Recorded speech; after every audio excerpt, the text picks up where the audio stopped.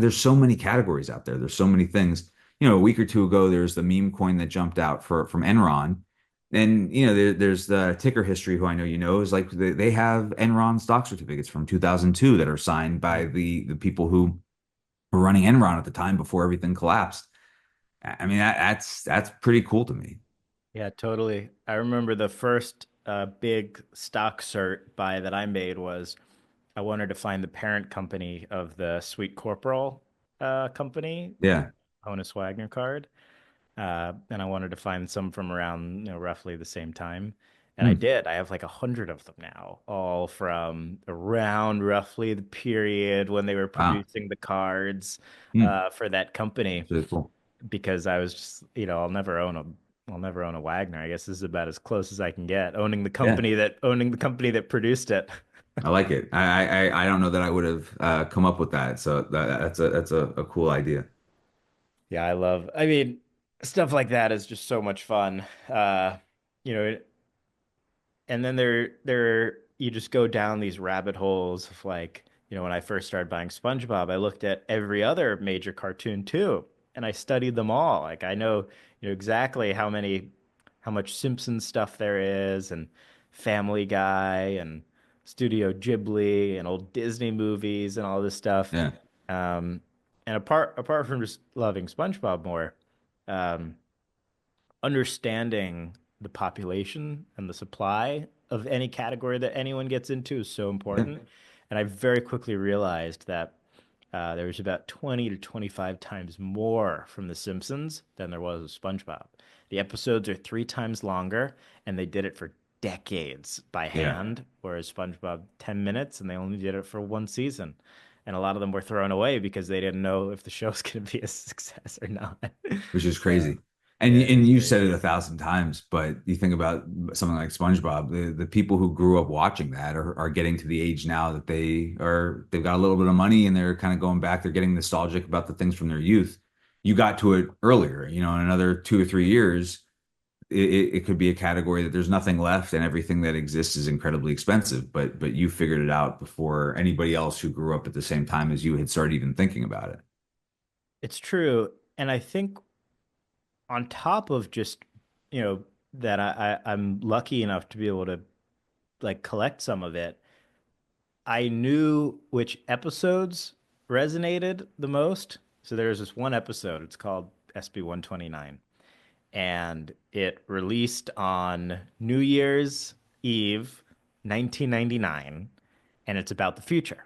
In the episode, Squidward goes to the future, 2,000 years in the future for the year 2000. And then he goes in the past about all this and that. And there's literally documentaries about this one episode on YouTube that have like 10 million views. It's such a phenomenon. It's insane. But these guys who bought most of the stuff in the early 2000s because the auction house that Nickelodeon worked with went bankrupt. They sold it in bulk to like 3 or 4 collectors for like basically nothing. These guys think all episodes are equal. So I come in and I buy everything from this episode. And I get a call. I get a call from one of the guys about a month ago. He's like, "Can I pay 5 times for everything from that episode back?" And I was like, if I wasn't a collector, I would totally do it. But Right. I'm a collector. Like if I sell you this back, I can't get it back. And Hmm. I think these are the competitive advantages that young people who are Yeah. interested in things that they grew up with and really know it inside and out. Like what makes Yeah. this episode more special than that episode? What makes this game more significant than that game? Yeah.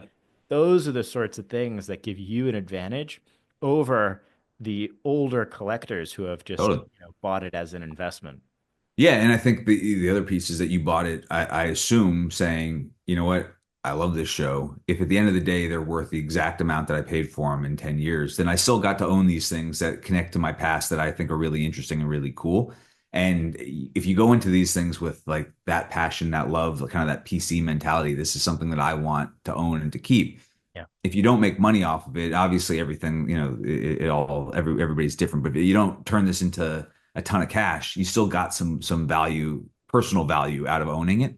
But the fact that you go in with that mindset, then you have this opportunity to also make money one day off these things that you love, that you were like the steward of, makes it that much cooler. Yeah, I mean, I'm a little bit different than most collectors. My expectation is that I can make content about this item, and Yeah, if it's literally worthless, I will have still, you know, been happy about the purchase. yeah, And if you go in and you're okay with it going to zero, or absolute worst case scenario, it acts as future gifts for other yeah, people that you love with similar passions. Like I've given a ton of SpongeBob drawings to my friends who are like about the same age as me, because I know they love the show as much as I do, and their reaction is worth a hell of a lot more than a couple $100, yeah. you know?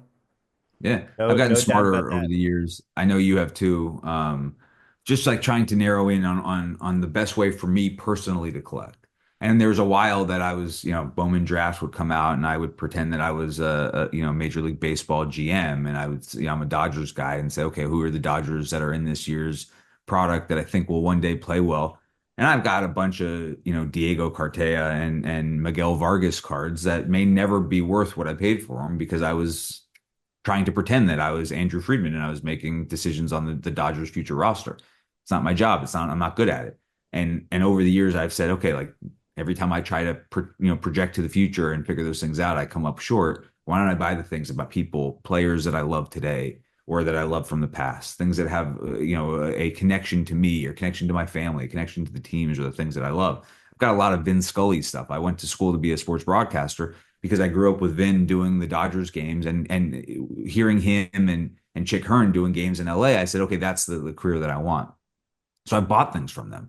I've got a Vin Scully signed check that like for a limo ride that he took. Like that's not something I'm expecting to make money off of. And if I never make a dollar off of it, it's okay. I've got something that Vin signed. I got something that was that he touched and was cool to him. Like it took me a while to get here.